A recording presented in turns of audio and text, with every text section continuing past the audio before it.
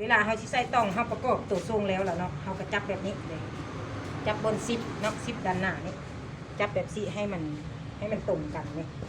ข้างนี่นะกับข้างนี้ให้มันตรงกันเนาะกระเป๋าหน้านี่ก็ให้มันตรงกันแบบนี้เนาะให้มันตรงกันเป๊ะแบบนี้เห็นปะเวลาเขาสิติดต้องใส่เนาะแล้วเขาเอาระยะต้องเขาสิใส่อยู่นี่จงไว้ครึ่งนิ้วนอกจากเซฟตัวนี้มาแทกครึ่งนิ้วนะครับหมายแบบนี้หมาย2 อันนี้เพื่อให้ชื่อว่าใส่ต้องไปเรื่องใดเนาะตัวนี้คือกันเนาะจงครึ่งนิ้วตัวนี้เขาแทกแต่นี่มาแทกได้บอนซิปนี่มาเนาะแทกเข้ามา3 นิ้วเดี๋ยวนั้นแหละติดต้องใส่เนาะใส่นี้เวลาเขายิบแล้วเรียบร้อยเนาะเขายิบต้องใส่แล้วเรียบร้อยแล้วเนาะเขากลับมาเบิ้งเนาะเวลาเจ้าเข้าหัวเนาะเข้าหัวปุ๊บแล้วเรียบร้อยแล้ว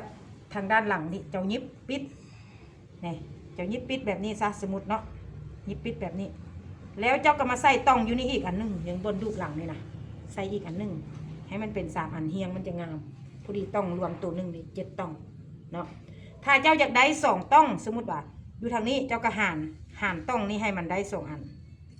เนาะหั่นให้มันถึกกับดูกนี่มานี่หั่นให้มันถึกกันแล้วก็มาใส่ทางหลังใน2 ต้องสมมติเราอยากได้โหมดมันเนาะ